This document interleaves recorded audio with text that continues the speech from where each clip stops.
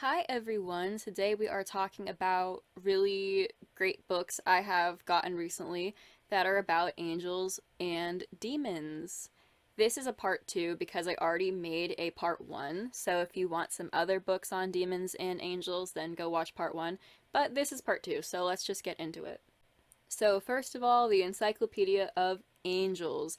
I have the Encyclopedia of Demons, and it's really, really good. So, I wanted to get the Encyclopedia of Angels because it's like you can't have one without the other, you know? So, this book I feel like is just, I'd say, the best book on angels because it just deep dives into like every single one. There obviously is some other really good books too, but this one I really like.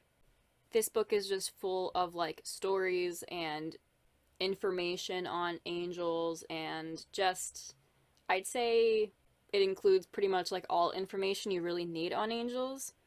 It's just like this big book of angels. It's really good. And if you're going to ever get this book, then I also recommend getting the Encyclopedia of Demons. It's written by the same author, and that book is so good. It's so sinister. It's so creepy.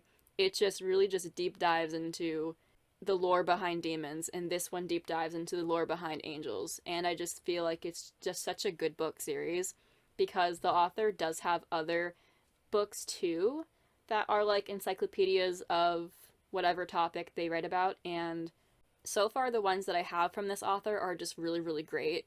But moving on, Demons, the Devil, and Fallen Angels. This book deep dives into the roots of all evil, the devil and counterparts, fallen angels, spirits, elves, cryptids. They also talk about the Ouija board, demonic activity, exorcisms. I got this book because I saw the preview for it, I think on Amazon, and this paragraph is what made me want to buy it. They said, interestingly, evil backwards is spelled live, implying perhaps that true evil is the opposite not of goodness but of life itself.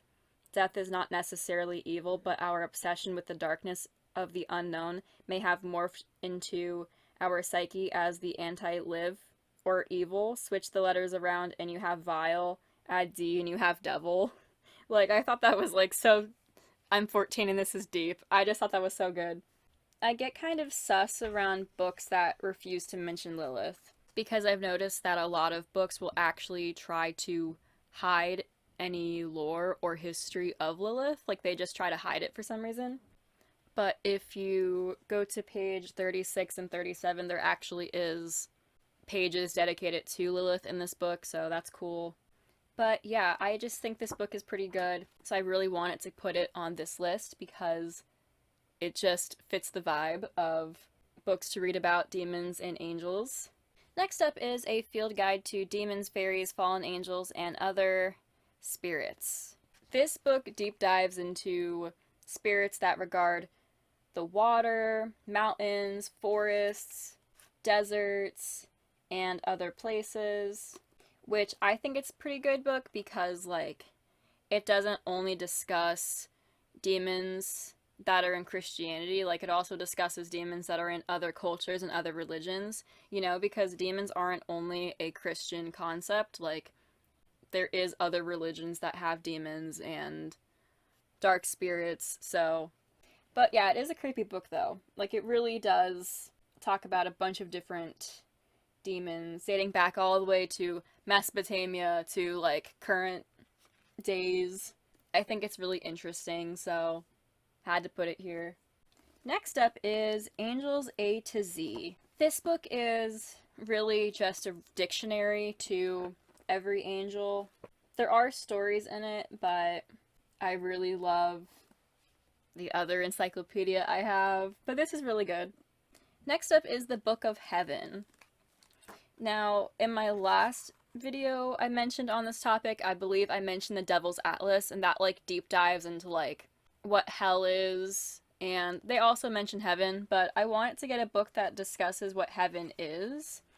So I got this book. It just talks about beliefs that could be what the afterlife is, you know, what does heaven look like? What is it? It's not really an illustrated book at all. It's very much like a, I guess, a novel on the topic. But if you do want a really good book that's illustrated that talks about what heaven and hell could be, then get the Devil's Atlas, because that one is so good. But lastly, I have the complete book of Devils and Demons. I've had this book on my wish list for a while, but I kept ignoring it because I was like, I don't need it. Like, I have other books. I don't need this one. But I couldn't get it out of my head. And I got it used, and I finally have it. It's just so interesting. Like, it deep dives into demonic stuff and, like, the history behind it, what it could mean. It's illustrated, too, with a bunch of, like, medieval style illustrations.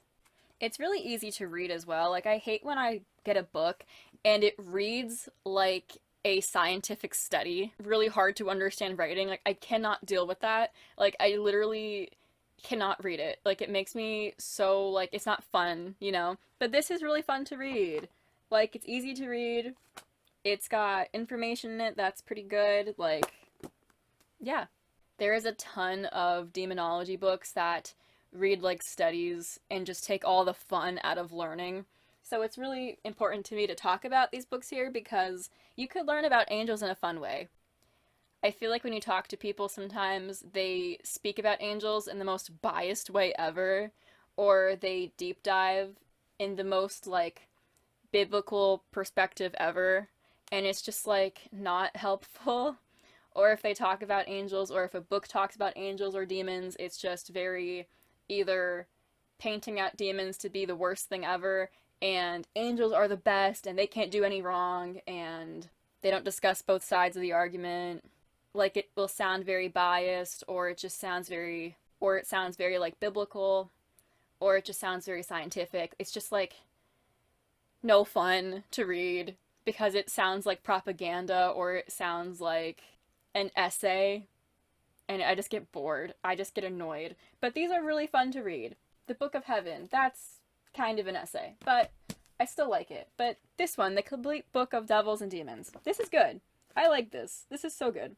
Easy to read, fun to read, very nice. So if you were to get any books today out of this group, I would recommend the complete book of Devils and Demons because it is easy to read, fun to read, very nice. A field guide to demons, fairies, fallen angels, and other spirits because it's well organized, okay? It also is a really fun read. It talks about demons from various cultures. Very intriguing. Demons, the devil, and fallen angels. It's just a really well-made book. I love it. It talks about a lot of topics in a very nice format, so you don't get bored. A lot of books will, like, drag the topic out, but this is a really good read. And, of course, Angels by Rosemary Ellen Goley. I hope that's how you say her name. But this book, it's a dictionary, but it's stories and meanings behind everything. Deep dive, pretty much. This book, as well as her demonology book, are so good. Because it looks like a dictionary, but then you start reading it and it feels like a really good story about each angel and the history behind them. And her demonology book is just so sinister. Like, it just, the vibe of it just creeps me out because it's so good. Like, it's just so great. So, yeah. But while we're here, if you haven't seen that video, then get the Evil Archaeology book because it's so cool. Because it's just such a cool book. Like, it just is this really nice book about demons, possessions, and sinister relics that have been found over the years. It's well written, and it talks about various cultures. So if you want to learn about some really sinister artifacts that have been found, then this is a really, really good book. But yeah, that is all I have to talk about today. I will see you guys next week. Bye!